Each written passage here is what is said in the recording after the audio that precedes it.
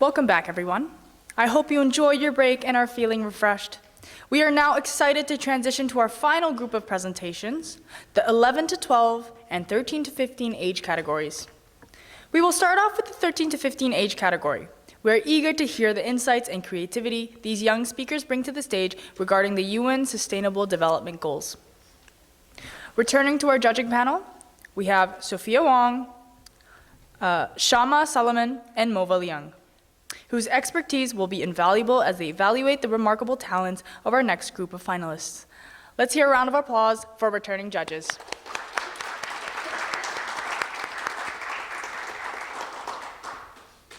I will now be introducing our first speaker, Sinthaja Ratman.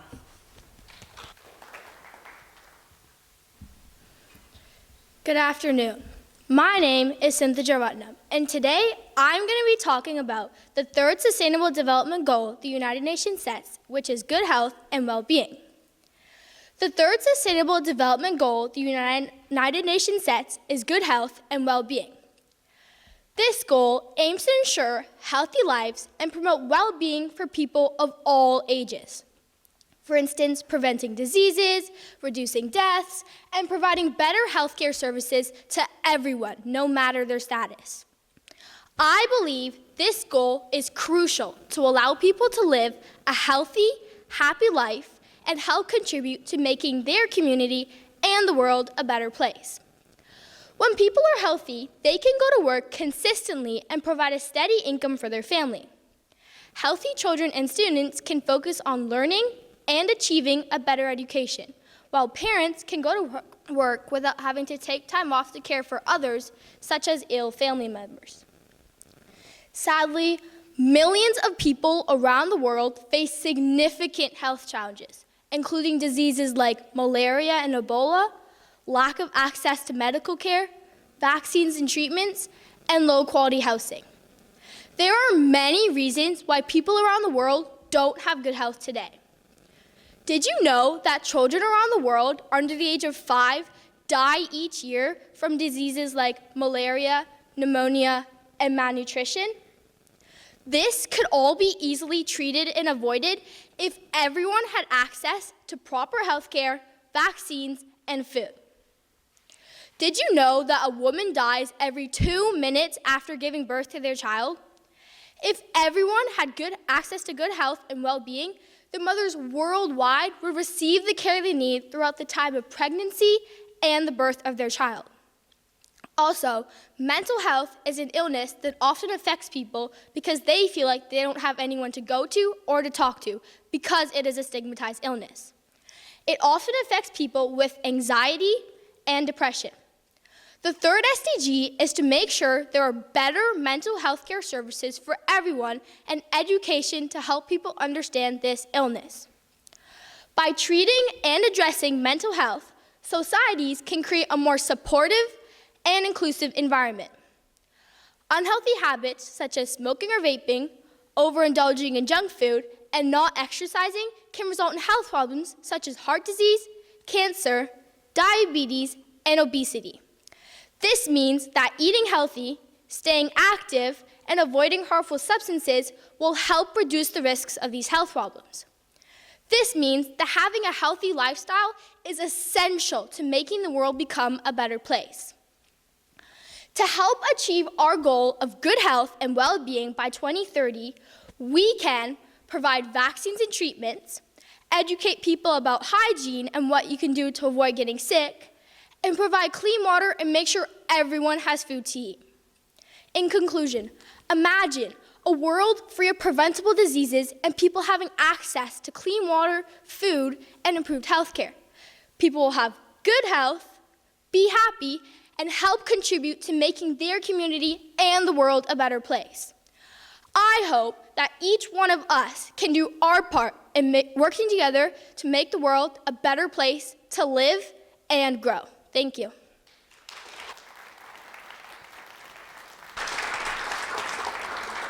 Thank you so much, Sinthaja, for such a powerful speech. As I've mentioned before, our understanding of physical and mental health has really changed over the years. And for young minds to talk about, yet again, emotional health, mental health, the effects of vaping, things like this that are new and that we don't have much research on, really shows how things are changing and that research always needs to keep up with that. Next, I would like to introduce Hilary Ding.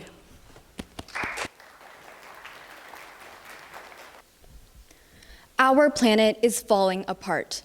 Every year, 15 billion trees are cut down, 10 million hectares of forest are lost, and thousands of species go extinct.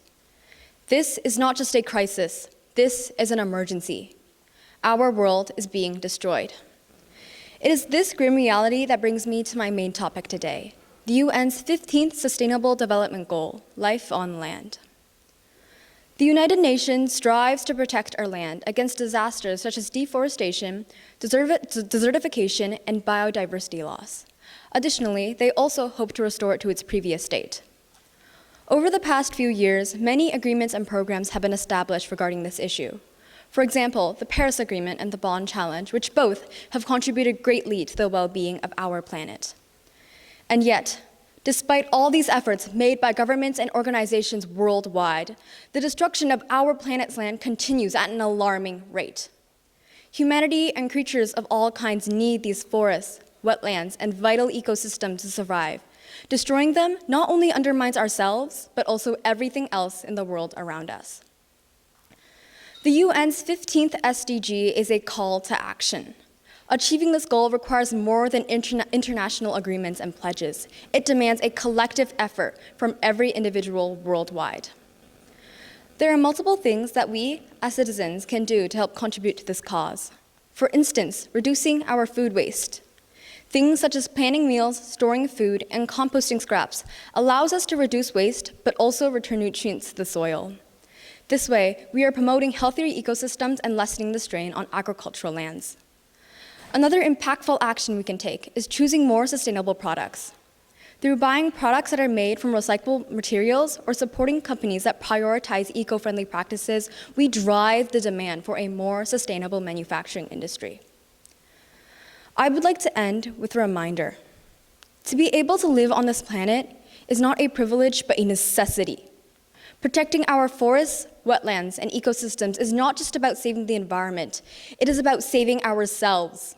Every action we take today or tomorrow, next week or in a year, are what determines whether our future generations inherit a thriving planet or a barren wasteland. So, let us be the ones that rise to the challenge. Let us take bold action now for humanity, for future generations, and for the planet we call home. Thank you. Thank you, Hilary. I don't think I'm the only one that has a little bit of goosebumps here, because I think as adults, it is a eye-opening experience to have people so much younger than us stand in front of us and put us face to face with our own contributions to climate change and food waste and all these different things, because we do tend to choose convenience over environmental health. So thank you for that, Hilary. Next, I would like to introduce Sybil Kutsi.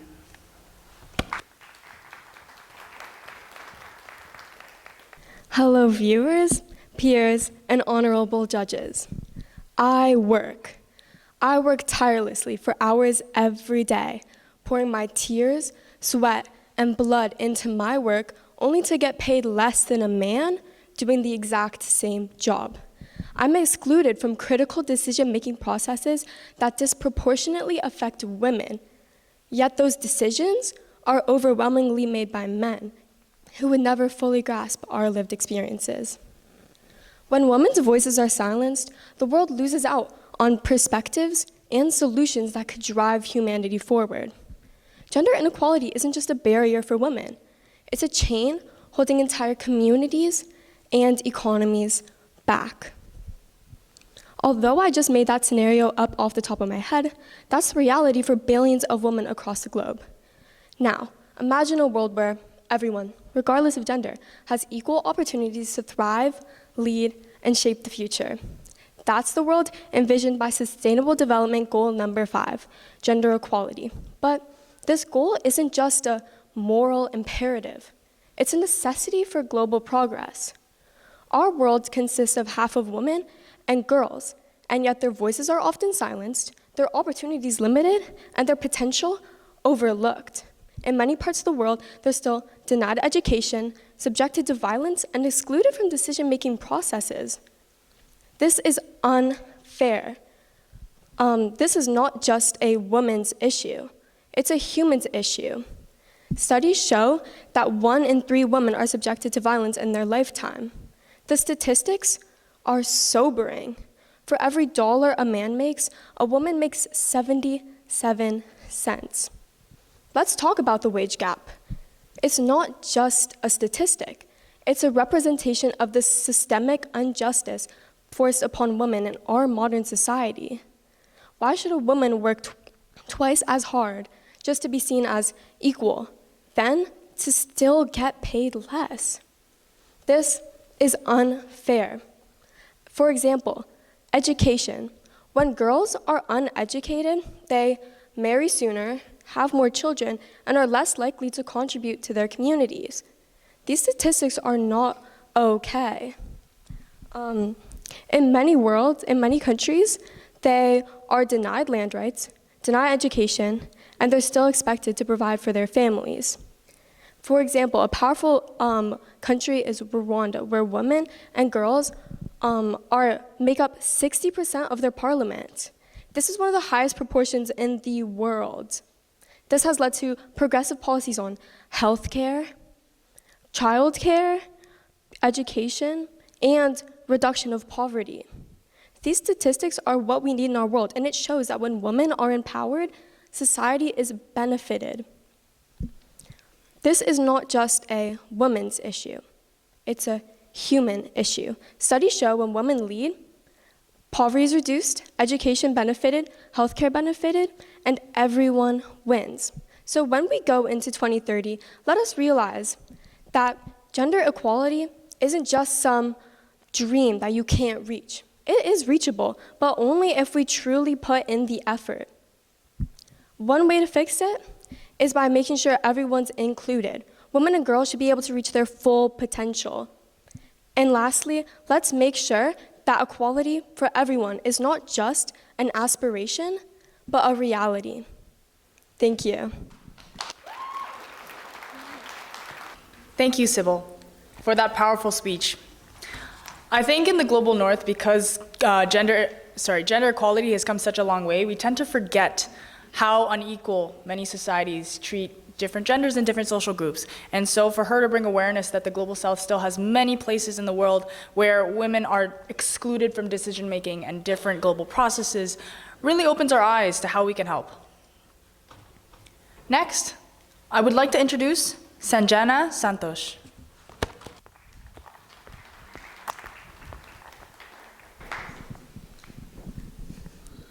Health is wealth. 3 simple words that hold such deep meaning, depicting that our health is the most precious aspect of our lives. Good afternoon, everyone. I'm Sanjana, and I stand here today to address the 3rd UN goal, good health and well-being. To keep the body in good health is a duty. Otherwise, we shall not be able to keep our minds strong and clear. A worthy quote by Buddha.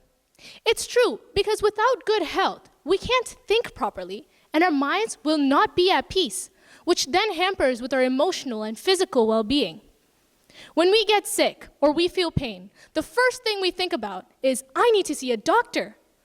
Fortunately, we live in a country where healthcare is accessible and great.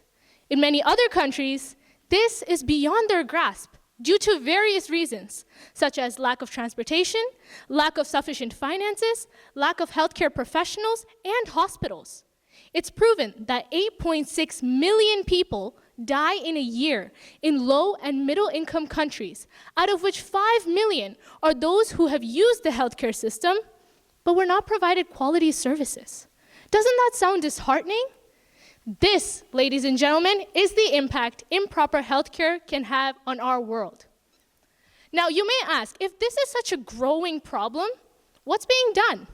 That's exactly why the UN prioritizes good health and well-being as one of their core goals, because it recognizes that a healthy population is essential and crucial for a thriving society and a stable world. Where you live should not determine whether you live or whether you die. A quote by Bono. Governments and organizations have the power to create policies that promote health equity, ensuring that all individuals have access to the resources they need. This includes funding public healthcare initiatives, improving healthcare infrastructure, and providing community programs that enhance social interactions and mental well-being. But these are initiatives taken by others. What about us? What can we do from our end to create to these initiatives? Thibaut once rightly said, "No time for your health today, no health for your time tomorrow." We can start off by promoting and protecting our own health and the health of those around us by exercising, eating well, taking our eyes off our screens, and getting a good night's sleep. We can raise awareness about the importance of healthy lifestyles and good health among our friends and communities. We can lead as examples to others that healthy lifestyles are very much crucial to a rich and meaningful life. In a world where challenges to health keep rising, our collective commitment to fostering good health is imperative to both societies and individuals alike, paving the way for brighter futures. I would like to conclude by quoting Publilius Cyrus. "Good health and good senses are two of life's greatest blessings. So let's work together and achieve good health and well-being for each and every one of us." Thank you.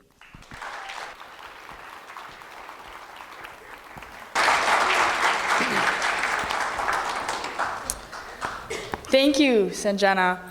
I think she just assembled the Avengers of powerful quotes, because I think I heard about 5 or 6 amazing quotes about healthcare and well-being that I've never heard before. And I think one of them was, "Where you live should not dictate if you live or how you live," which is very powerful, especially coming from people in Canada where we have free healthcare and that we can benefit off of. So to pay mind to those who do not have the benefits that we do is extremely important in making a change.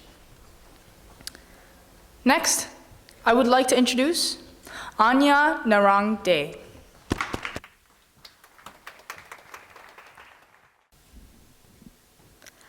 I met him, a small 5-year-old boy, while I was volunteering and serving food at Harmony House, a school for underprivileged children in India. He wanted to keep the small ketchup packet as he was going to take it home to his hungry family, something that we think nothing of and throw away. A ketchup packet, just a condiment, is now a treasure. The United Nations have set a goal to have zero hunger by 2030. That is only 5 years away, yet 1 in 11 people globally go to bed hungry every night.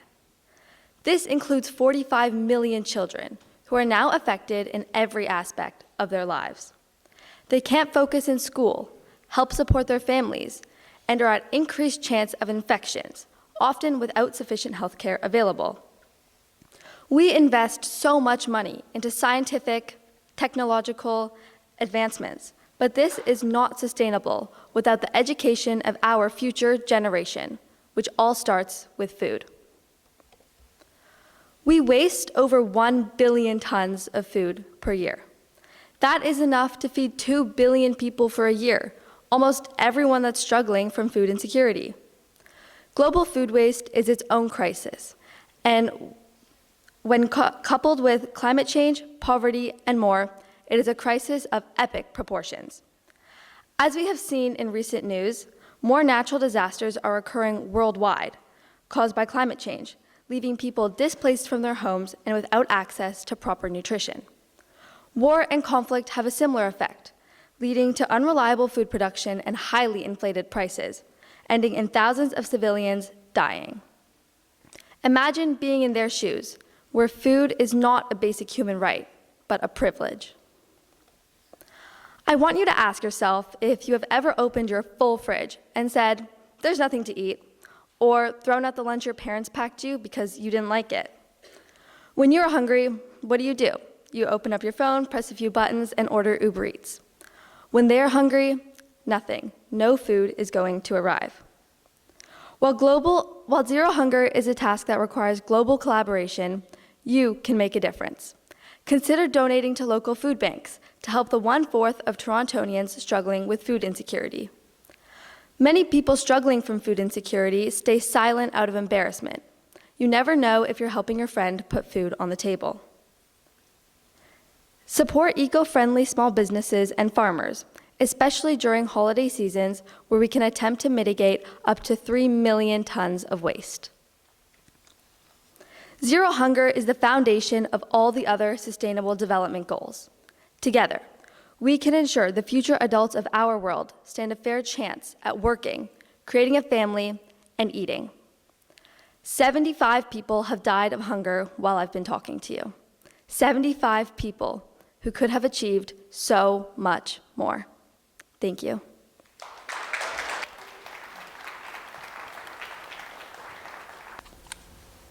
Thank you, Anya. I think the older the speakers get, the more humbling it is, the things that they say. Because I definitely think Anya did take a peer into my life, because I do tend to open the fridge and say, oh, there's nothing there, I'm gonna get something from Uber Eats on a weekly basis. So Anya, thank you for putting me face to face with something that I could do better.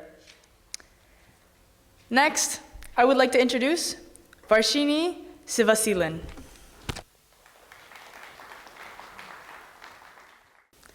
Last year, my family and I went on a vacation to India. As we were exploring the city, I saw many people lying in the streets. I saw people lying unconscious in the burning heat. And then I noticed that everyone around those people were just ignoring them. Despite them begging desperately for money, people just walked past without a second glance.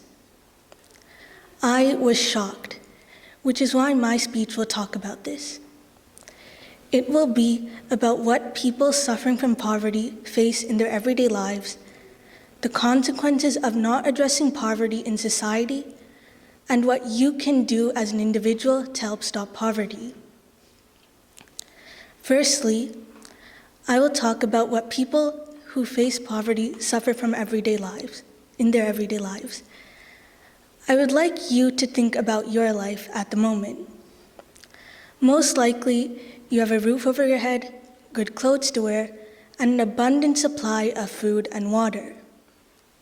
Now, imagine losing all of that.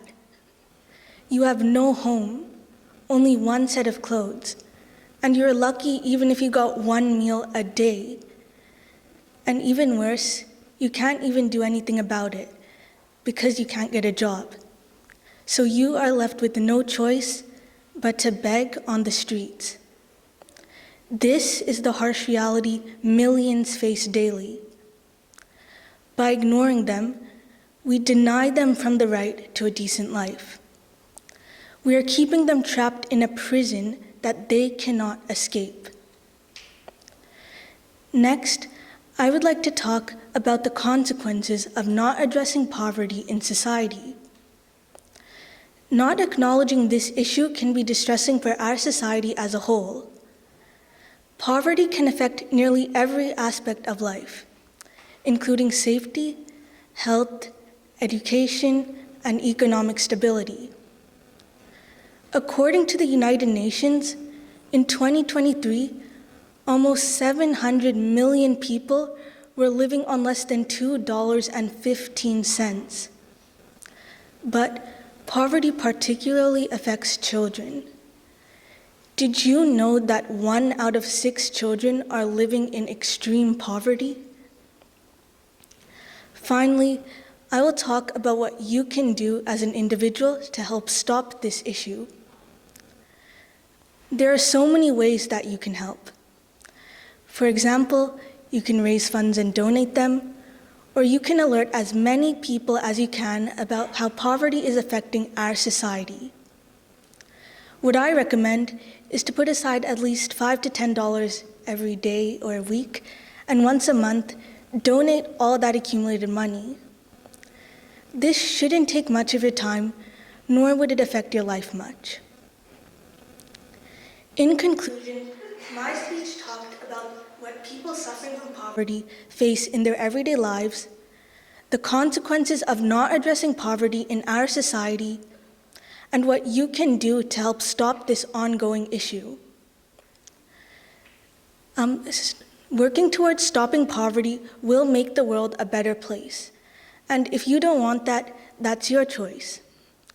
But remember, by not contributing, you're ignoring the pleas of millions of people around the world. You're ignoring the need to make our society a better place and to shape a better world for future generations to come. I hope that this speech has opened your eyes, because no one deserves to be unseen, unheard, or left behind. Thank you. Varshini, thank you so much for that powerful speech.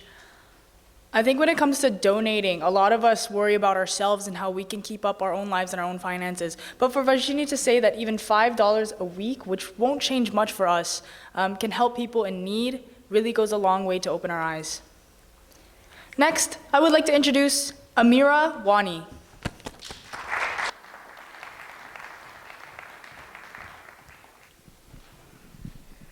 Good afternoon, everybody. Today, I will be talking about our life on land. According to the Intergovernmental Platform on Biodiversity and Ecosystem Services, over 1 million plant and animal species are now threatened with extinction, more than ever before in human history. Additionally, every second, the world loses a football field worth of forest due to deforestation. My speech will inform you about the importance of life on land, the threats, and the solutions. To begin, let's talk about the importance. Clean air, water, and healthy soils are essential for our survival on this planet. Did you know human beings can only survive for about 3 days without clean water and up to 4 weeks without enough food? Scientists around the world urge nations to act fast, as biodiversity is threatened and is impacting ecosystems negatively.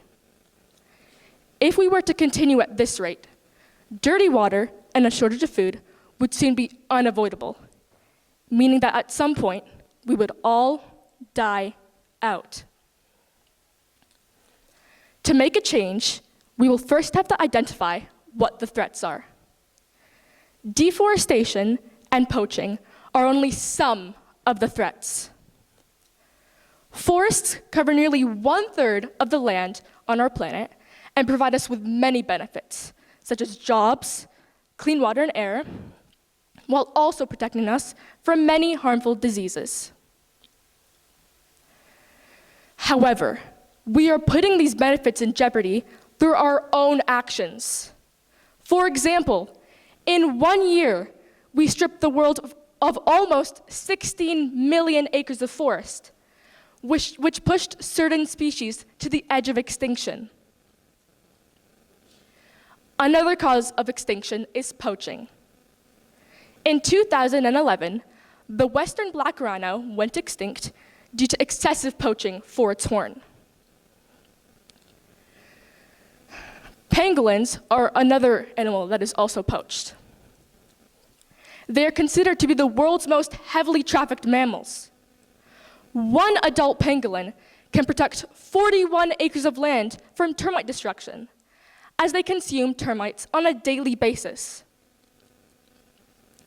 If pangolins were to go extinct, we would have to face extreme termite invasion, which could lead to increased hunger and malnutrition.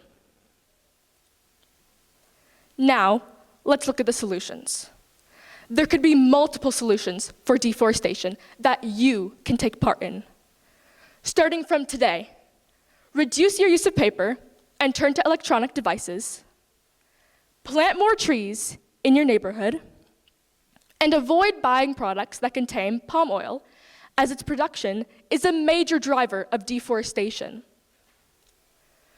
A solution for poaching could be strengthening legislation and law enforcement. This could make people think twice before poaching. Additionally, creating synthetic alternatives of animal parts that are commonly poached, such as ivory, rhino horns, or pangolin scales, and making them available on the black market could help reduce the demand for the real ones. This, in turn, would help reduce the need for poaching and trafficking endangered animals. Finally, raising awareness is a step in the right direction. Starting from today, go paperless, plant a tree, and encourage others to do the same. After all, if there is no land, there is no us. Thank you for your time. Thank you, Amira, for that inspiring message. When we talk about climate change and environmental degradation, we often hear about deforestation and all these other environmental concerns, but I really enjoyed how she mentioned biodiversity, because one species that is lost or an overabundance of species can lead to a chain effect of terrible, influences to the environment, right? And Amira really opened our eyes to that, so thank you for that. Next, I would like to introduce our final speaker, Iman Malik.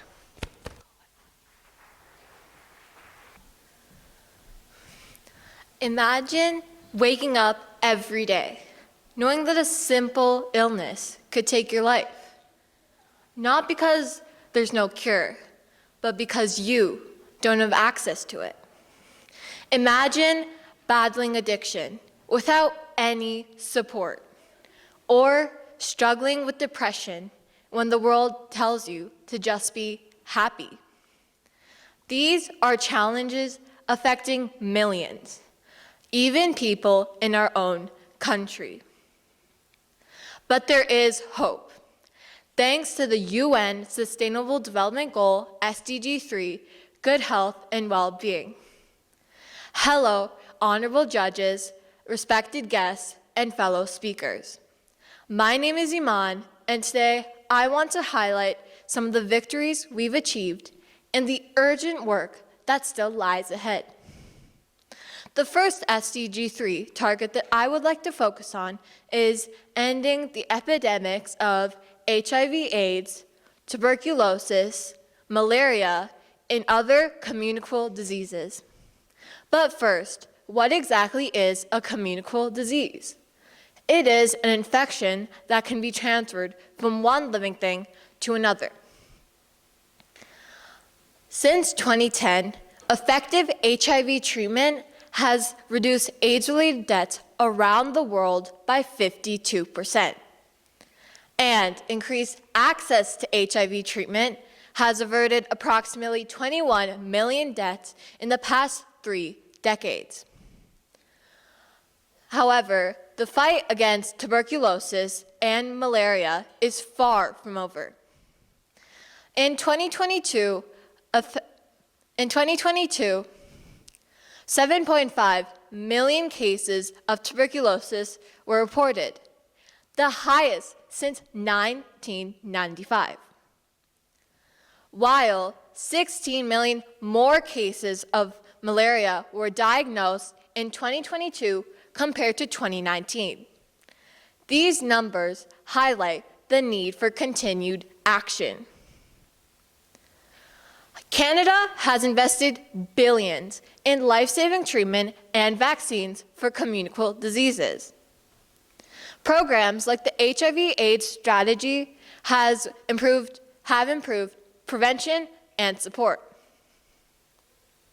Next, SDG 3 targets substance abuse, a treatable disorder that requires proper treatment to overcome.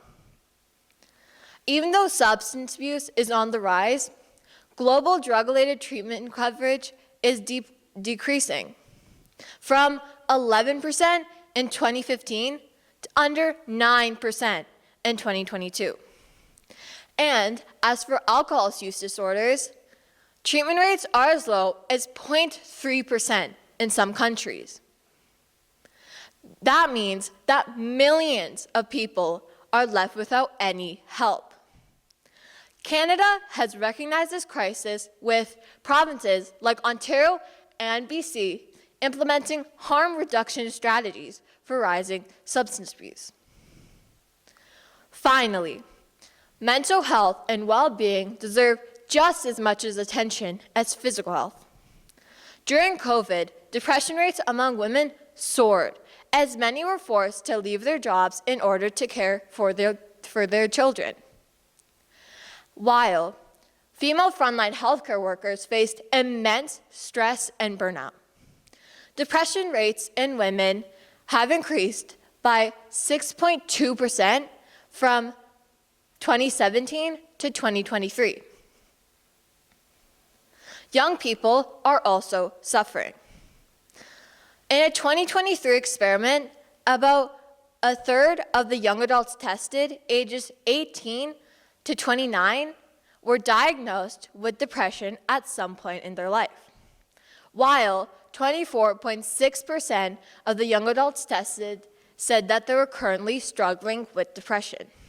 Social media is one of the main contributors for depression in young adults because they're constantly bombarded with high, unachievable standards of living. Canada is now paying more attention to mental health support.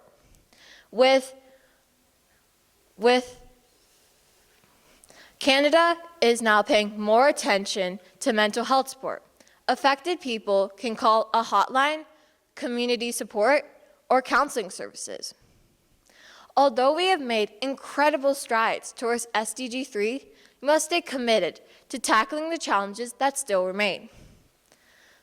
Every effort matters, whether it's ensuring that life-saving treatment is available for everyone, prioritizing mental health, or increasing addiction treatment. Health is a right, not a privilege. Let's guarantee that everyone, everywhere, is able to lead a happy and healthy life. Thank you. Thank you, Iman, for that wonderful message. I think as time goes on, like I said before multiple times, our modern take on these kinds of issues, especially things like healthcare, has really changed, and myself included. I don't think we understand the weight of that. The fact that a young student can talk about things like drug and alcohol abuse, AIDS, HIV, and mental health concerns is probably not something that we've seen decades ago, which is something that is really inspiring for us to see. So this brings us to the conclusion of the speeches for the 13 to 15 age category. Let's give another round of applause to all of our young speakers for their outstanding presentations.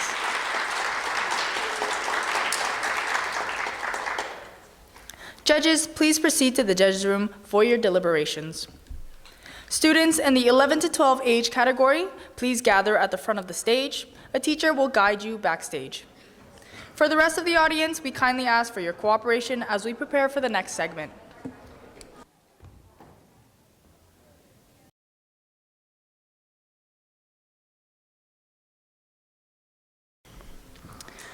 Please join me in welcoming Hafsa Ismail, founder of Power of Words Academy, to share a few words with us. Please give her a round of applause.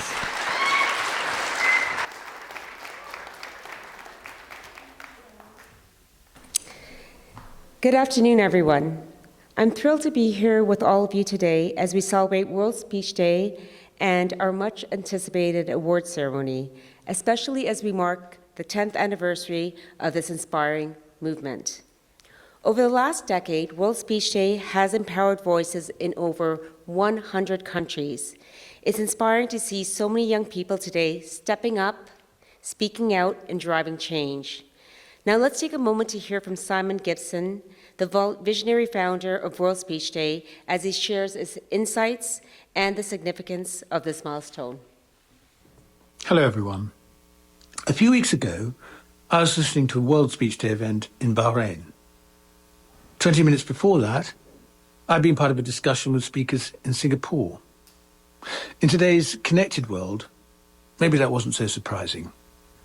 But in that moment, something shifted in me. I realized that I was part of a global experience, listening to voices that were authentic, grounded, and full of ideas. Crucially, I was not part of a conference. I was part of a discussion, as though I were there with friends around a table. And that epiphany gave me a new understanding of what speaking can be. Not just being heard, but contributing to something greater than ourselves.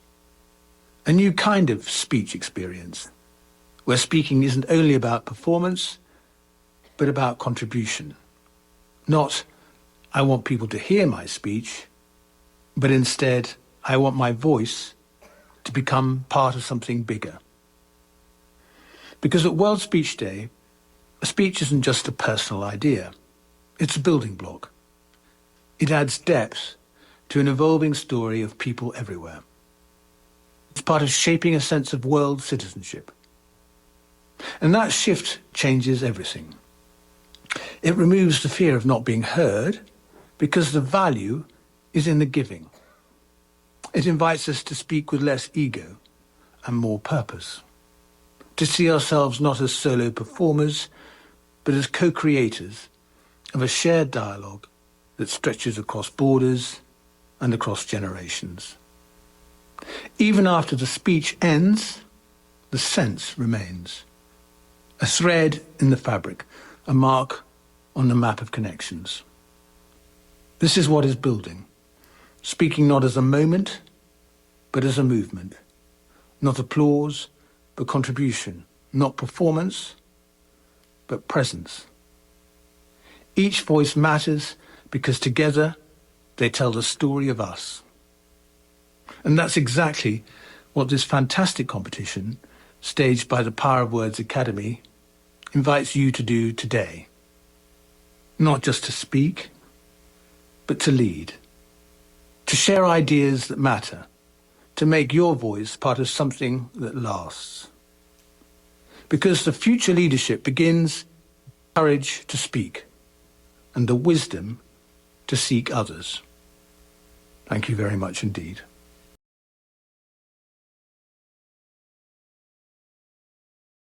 That was truly an inspiring message. Simon captures the essence of how powerful our voices can be.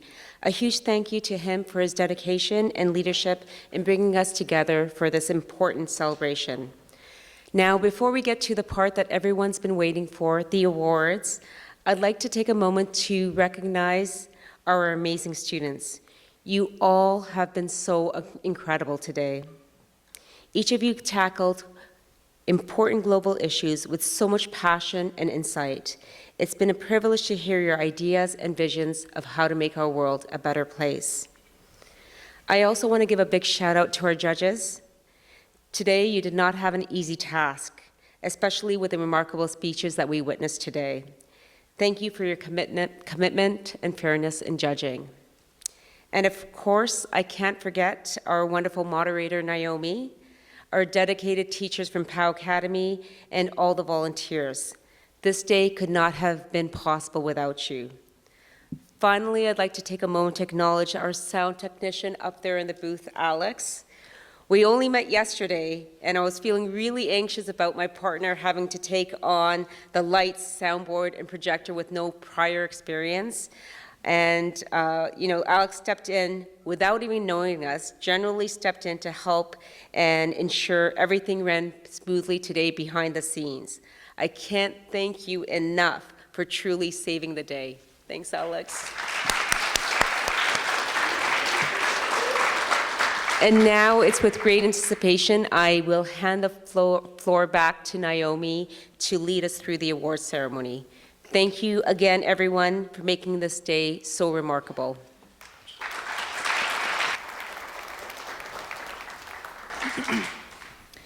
Thank you, Hafsa. It is now my privilege to invite our distinguished judging panel, Sophia, Taslim, and Shama, to the stage to present the medals to the contestants in the 7 to 8 age category. Please welcome our finalists in the 7 to 8 age category. As I announce your name, kindly proceed to the stage. Saina Maria Santos, Avery Jin, Jacob Chang, Margaret Shen, Kabir Ball, Canon Achong Lau, Theo Yu, Gurbani Sindwani, Akib Ahmad, Alicia Ma, Vasav Singla, Ember Tam, Avir Sandhu, and Mateo Romick.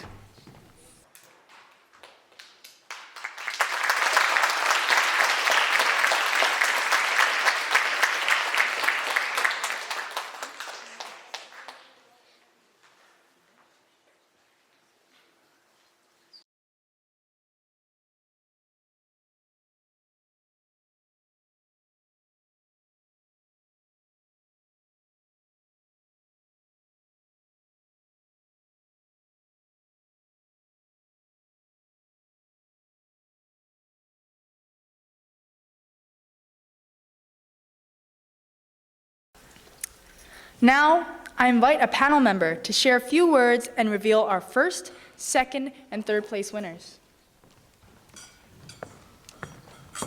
Hello, everyone. This was a very difficult decision to make. Everyone, we want to congratulate you for an excellent speech. You really had us thinking about how we can help with these United Nations Sustainable Goals and how we can all do our part to help. Thank you for inspiring us, and you have given us a lot to take away from. Without any further ado, we'd like to present the third place award.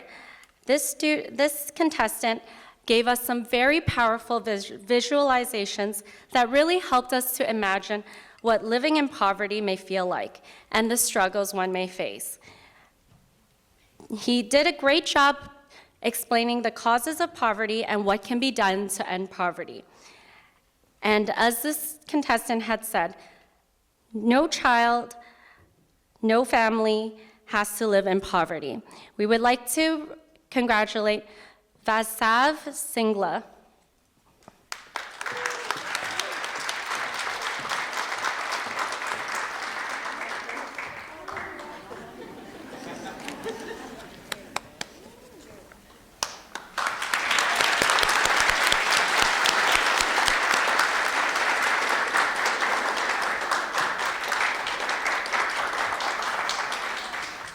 Congratulations, that was an excellent speech about no poverty.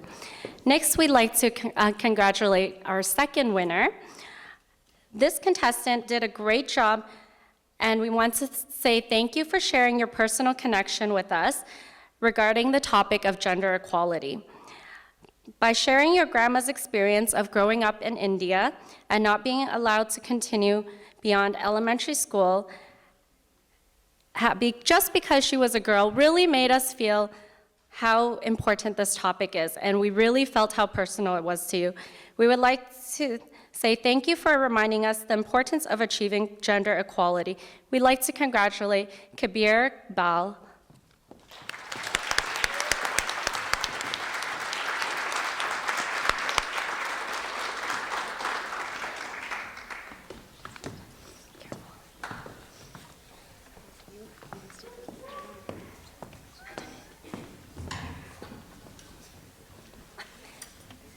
Thank you, Kabir, for your wonderful speech on gender equality. For our first place winner, we wanted to say thank you to this contestant. We wanted to say you did a really great job explaining the problems of plastic and in our oceans and overfishing. We really felt how passionate you are about protecting our oceans, and you were very engaging to watch. We couldn't take our eyes off of you when you were speaking. We would like to say congratulations to Amber Tam for your wonderful speech on life below water.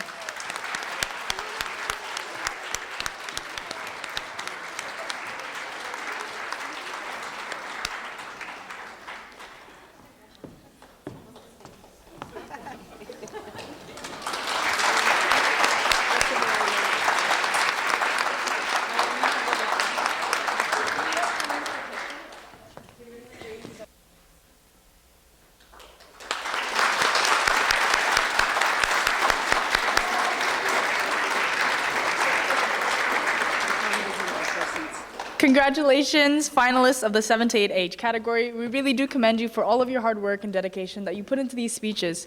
You may go take a seat. Next, we will award medals to the contestants in the 13 to 15 age category and announce the first, second, and third place winners. Please give a warm welcome to our finalists in the 13 to 15 age category. As I call your name, please make your way to the stage. Sinthuja Ratnam, Hilary Ding, Sybil Kutsi, Sanjana Santosh, Anya Narangde, Varshini Sivasilan, Amira Wani, Iman Malik, and Jessica Du.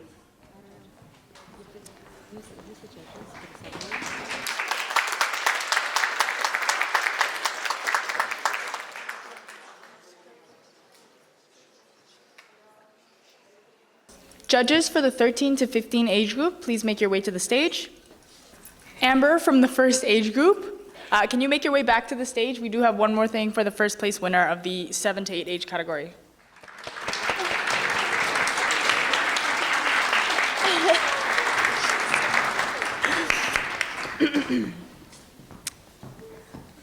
I now invite one of the judges of the 13 to 15 age category to say a few words and announce the winners. Congratulations to the contestants in this age category. We could see that you really did a lot of research and learned a lot about this topic before creating your speech and telling us about how your thoughts are in terms of what we can do together as a community and as a global society to help these goals. For the third place, we'd like to say congratulations to this contestant. This contestant did a great job in reminding us the importance of protecting life on land. And this was a quote from the speech that really stood out to us. To be able to live on this planet is not a privilege, but a necessity. It sure is. You provided excellent and attainable solutions for how we can help protect life on land.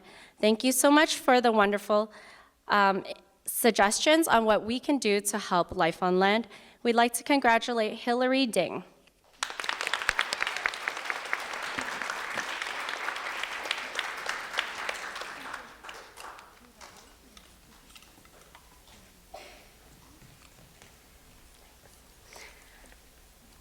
Great job, Hillary. And we'd like to present the second place award to this contestant. This contestant did an excellent job putting things into perspective for us, with the example of ketchup being just a condiment for us to use, but a treasure for others. It really showed us how ketchup could be so important for those living in hunger. During this speech, this contestant has told us at the end of the speech that 75 people have died while I've been talking to you. That's a very astounding statistic, and we really hope that together we can conquer zero hunger. Congratulations, Anya Narang Day.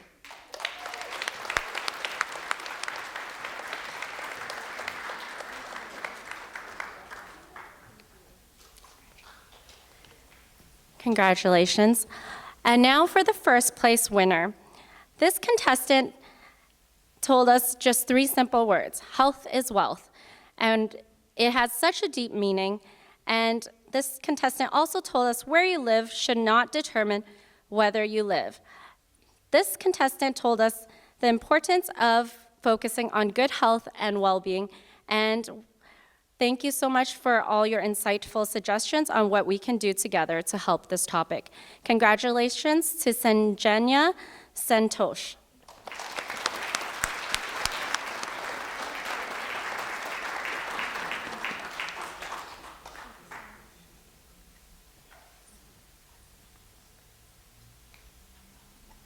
Congratulations to all of the contestants in this age category. We are very proud of all of you.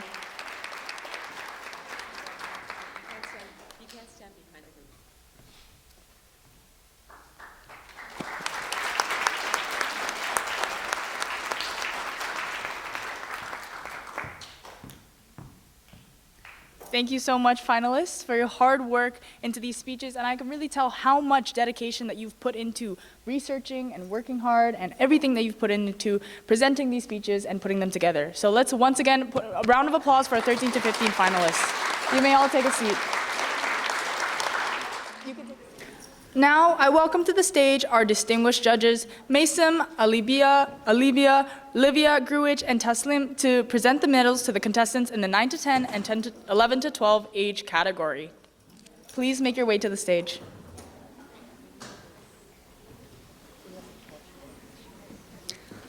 Please welcome our finalists in the 9 to 10 age category. As your name is called, kindly come up to the stage.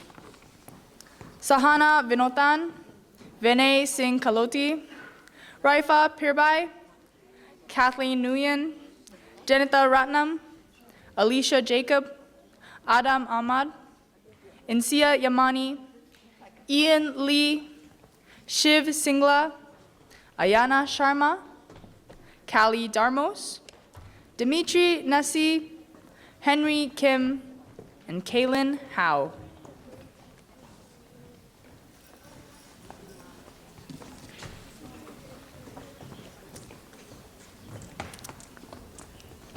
Let's give a warm round of applause to our 9 to 10 category.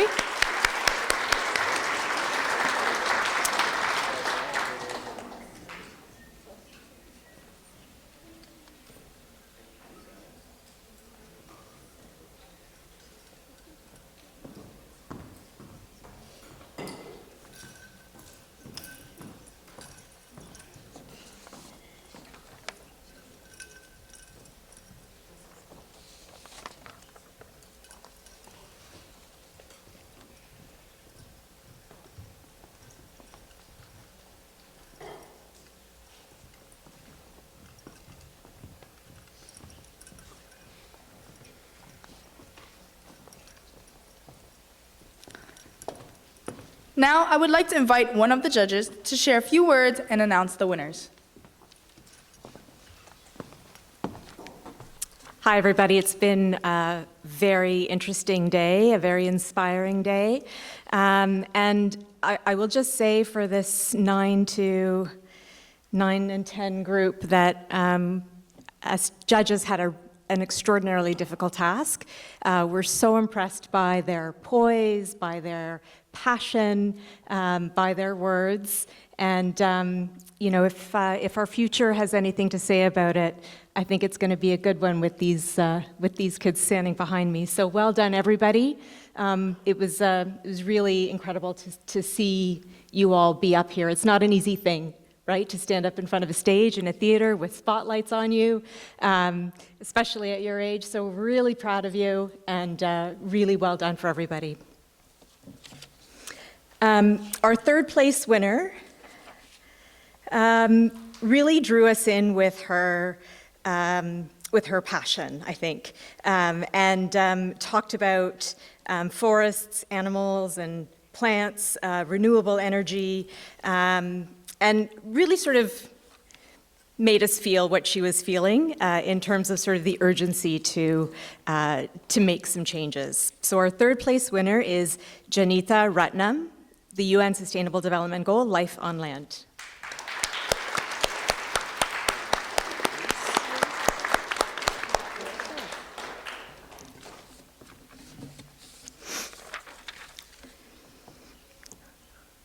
Our second place winner spoke about sustainable cities and communities. And I think as judges, what really drew us to her short talk was a personal experience of being in Colorado and being inspired by seeing the green spaces and the farmers markets and wanting to bring some of that light and green to Toronto and other places, other big cities around the world. And so we really learned a lot from your talk, Alicia. I really enjoyed it. And for that reason, you're our second place winner. Congratulations.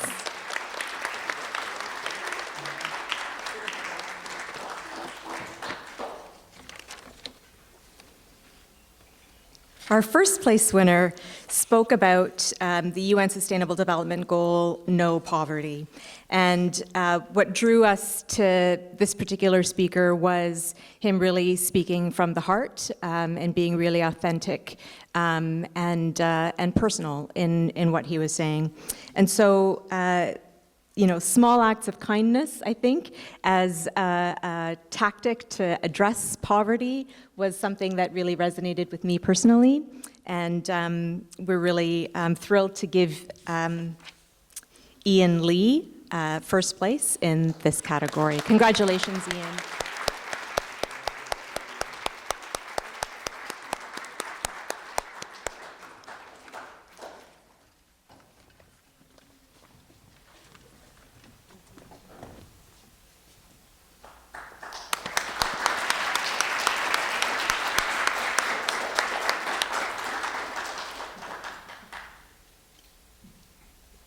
Finalists in the 9 to 10 age group, thank you so much for your hard work. I'm sure on behalf of the judges, I will say myself that we wish that we could give everybody here a trophy, but to make it this far is already such a huge accomplishment. So thank you so much for all of your hard work.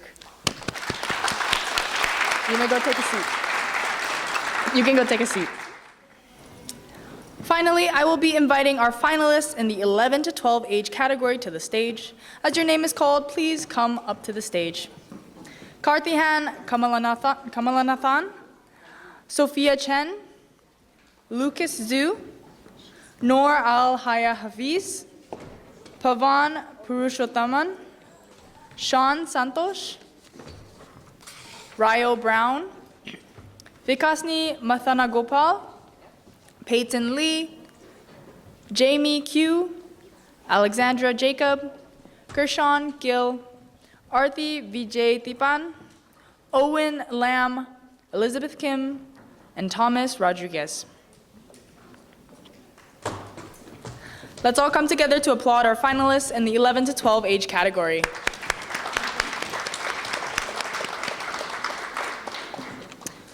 I now request one of the judges to say a few words and announce the first, second, and third place winners.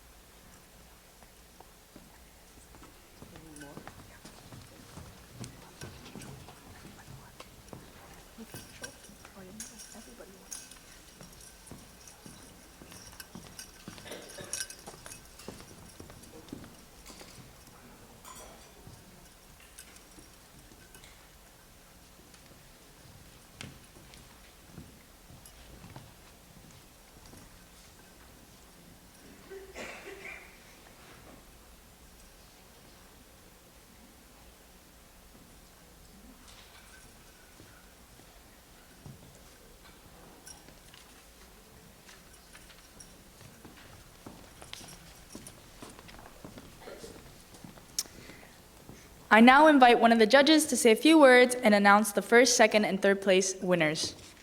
Thank you so much. How about a round of applause first for all our contestants? I have to start by saying that the judges did not have an easy time with 16 amazing, strong voices that spoke for such powerful causes. So good job to all of you. The prize is really standing up here and speaking from the heart, and you all did that with such grace today. So give yourselves a big pat on the back because you are all winners. So now to announce the third, second, and first place. Our third place winner really drew the judges in with her grand gestures, with her vocal variety, and she spoke about responsible consumption and production and gave an example that many in the audience can probably relate to as she spoke about fast fashion and trying to shop at Zara's.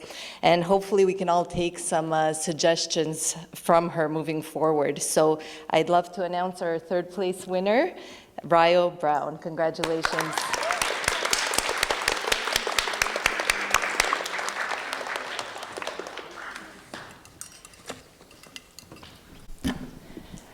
Our second place winner just took the mic and walked right out on stage, and that takes courage. Not only that, but you were very comfortable. You drew us in, all the judges, with how you started with that example, with that key, and came right back to it in the conclusion. Great job, great confidence, great topic about quality education, obviously. So congratulations to Elizabeth Kim, our second place winner.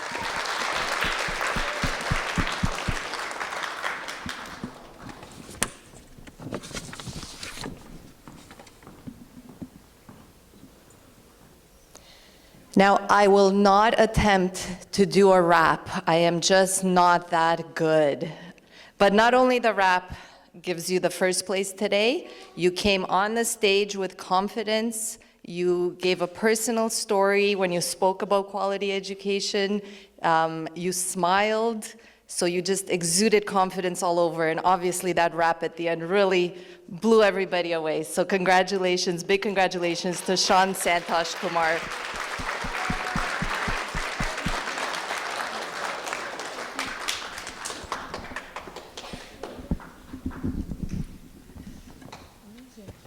So maybe a big round of applause again for all our wonderful contestants. Thank you, everyone.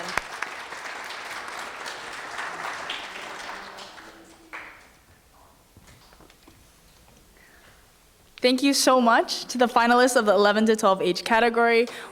Once again, your hard work and dedication has really paid off, and you all deserve to be here, so thank you for that. You may now all go take a seat. Thank you, Mason, Livia, and Taslim, along with all of our other judges, for your commitment and expertise. Let us all give all of our judges another round of applause for their invaluable contributions.